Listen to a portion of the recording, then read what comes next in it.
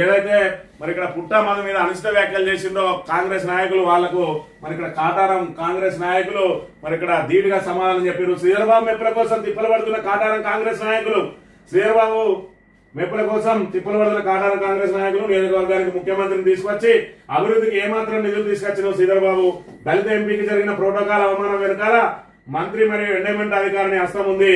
కాళేశ్వరం గ్రామ ఎంట్రన్స్ కు వసూలు చేస్తున్న టోల్లో నీ తమ్ముని వాటా ఎంత? తెలంగాణ జ్యోతి కాటారం నుంచి రాసిండు.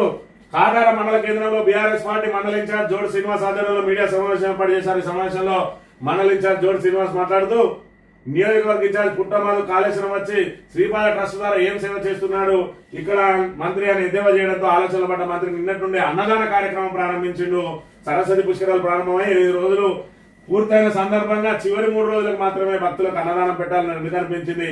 ప్రజల్లో నుండి వస్తున్న వ్యతిరేకతను కప్పిపుచ్చుకోవడానికైనా పవిత్రమైన పుష్కరాలను కాంట్రాక్ట్ల పేరుతో కార్యకర్తలకు దోచిపెట్టడానికి ఏర్పాట్లు చేసినట్లుగా ఉందని ఎద్దేవా చేశారు. యూత్ అధ్యక్షుడు రామీల కిరణ్ మాట్లాడుతూ నియోజకవర్గంలో ప్రజలకు ఏ సమస్యలు లేనట్టు ప్రభుత్వం దృష్టికి నాయకుల దృష్టికి పుట్టమని ఏ సమస్య అయితే తీసుకెళ్తారో దాన్ని నిత్యం పట్టుకుని వాళ్ళ నాయకులు మెప్పులు పొందడానికి కాంగ్రెస్ కార్యకర్తలు పాటుపడుతున్నారని, ఈ విధంగా కార్యకర్తలు వాళ్ళ సారు మెప్పు పొందడానికి తోటి దళితులను కూడా అవమానపరిస్తే స్పందించడం లేదని, మీలాంటి వాళ్ళు బానిసత్వంలో మగ్గుతూ తోటి దళితులకు భాషణగా నిలవడం లేదని, బహుజన నాయకుడైన పుట్టమధు ఎంపీ వంశీకృష్ణుల కోసం పార్టీలను చూడకుండా నేరుగా ప్రభుత్వ అధికారులను పాలకవర్గ మంత్రిని ఎంపీ ఫోటోగ్రాఫ్లో మర్చిపోవడంపై హెచ్చరించాడని పేర్కొన్నారు.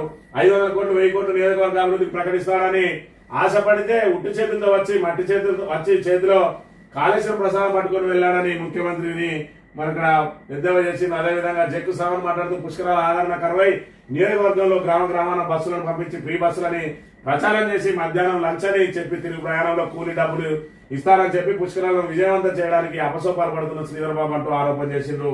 మరి ఇక్కడ శ్రీధరబాబు గారు అసలే ఉచిత బస్సులున్నాయి ఆర్టీసీకి, కానీ ఈయన ఊరూరికి బస్సు పెట్టినట. ఎందుకంటే మరి ఇక్కడ ఏదైతే కాళేశ్వరం పుష్కరాల్లో 35 కోట్లు ఖర్చు పెట్టినా కూడా అలా 3 కోట్ల పనులు కూడా కాలేదని చెప్పి పెద్ద ఎత్తున విమర్శలు వచ్చినాయి. తడకలేసి పందిళ్ళేసి పచ్చ మరి ఏదైతే పరదలు కట్టి 35 కోట్లను మరి స్వాహా చేసిరు కాంగ్రెస్ కార్యకర్తల జేబులు నింపినని పెద్ద ఎత్తున బీఆర్ఎస్ విమర్శలు చేయడంతో మరి ఇక్కడ దాన్ని కప్పిపుచ్చుకునే ప్రయత్నంలో భాగంగా అదేవిధంగా కాళేశ్వరం పుష్కరాలు విజయవంతమైనని చెప్పి మరి ఇక్కడ ఏదైతే జనం దృష్టికి తీసుకురావడానికి పెద్ద ఎత్తున జనం వచ్చిందని చెప్పడానికి ఊరూరికి ఒక ఉచిత బస్సు పెట్టిండు. ఆడ మగ అందరికి పెట్టి వాళ్ళందరినీ కూడా పుష్కరాల్లో తీసుకుపోయిండు.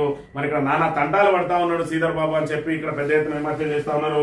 ఇవన్నీ ఒక ఎత్తు అయితే మరి ఇక్కడ ఆల్రెడీ కలెక్టర్ గారు కాళేశ్వరంలో దోపిడీని అరికట్టడానికి అక్కడ టోల్ ఏదైతే వసూలు చేస్తా ఉన్నారో ఆ టోల్ ను మరి ఇక్కడ సాక్షాత్ కలెక్టర్ ఆదేశించిండు ఆ టోల్ వసూలు చేయొద్దని.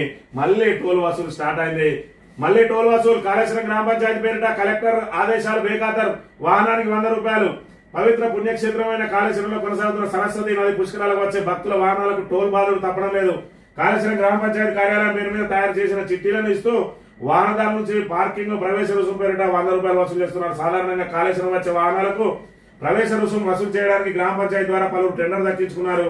కాళేశ్వరంలోని గోదావరి నది ఆలయం వైపు వెళ్లే వాహనాలకు కాంట్రాక్టర్లు టోల్ వసూలు చేయాల్సి ఉంటుంది. సరస్వతి నది పుష్కరాలు ప్రారంభం కావడంతో కాంట్రాక్టర్లు కాళేశ్వరం ప్రారంభంలోని ముక్తివనం వద్ద వాహనాల నుంచి టోల్ ఫీజు వసూలు చేయడం మొదలు పెట్టారు. పుష్కరాల 2వ రోజు వాహనాల రద్దీ పెరిగిన టోల్ వసూలు చేసే చోట ట్రాఫిక్ జామ్ ఏర్పడింది. దీంతో టోల్ ఫీజు వసూలు రద్దు చేస్తూ కలెక్టర్ రాహుల్ శర్మ ఆదేశాలు జారీ చేశారు.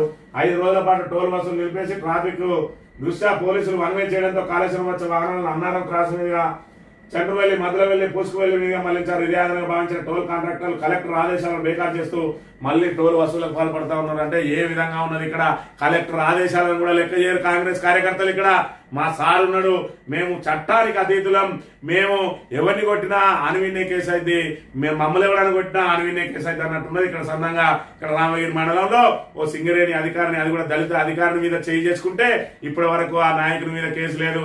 మరి ఇక్కడ బేగంపేటలో ఓ మా ఎంపీటీసీ భర్త మీద చేయి చేసుకుంటే సిఐ పిలిపించి కాంప్రమైజ్ మాట్లాడతాడు. మంత్రిలో రామగిరి స్టేషన్ లో ఫిర్యాదు ఇస్తే ఎఫ్ఐఆర్ చేయాల్సిన ఇక్కడ రామగిరి స్టేషన్ లో ఫిర్యాదు చేయాల్సి వస్తే మంత్రులకు ఎందుకు పిలిచి వీళ్ళను మంత్రులను పిలిచి మధ్యవర్తిత్వం ఎందుకు చేస్తాడు? మరి ఇక్కడ సిఐ అనే విషయాన్ని ఇక్కడ గమనించాలి. వీళ్ళు పోలీసులు కాదు, కాంగ్రెస్ పార్టీ కార్యకర్తలు. మేము కార్యకర్తలమే బాధ్యత అని చెప్పుకుంటూ తిరుగుతున్న పరిస్థితిని కూడా మనం ఇక్కడ గమనించాలి. ఈ విధంగా ఉన్నది మంత్రిలో రాక్షస పాలన, చీకటి పాలన, పోలీసు రాజ్యం నడుస్తా ఉన్నది. పోలీసులు అంటే కేవలం అవి పోలీసులు మన కాంగ్రెస్ పార్టీ సేవా కార్యక్రమాల కోసమో లేకపోతే కాంగ్రెస్ సేవా కేంద్రాలుగా మారిన పోలీస్ స్టేషన్లు అనే విషయాన్ని మనం ఇక్కడ గమనించాలి.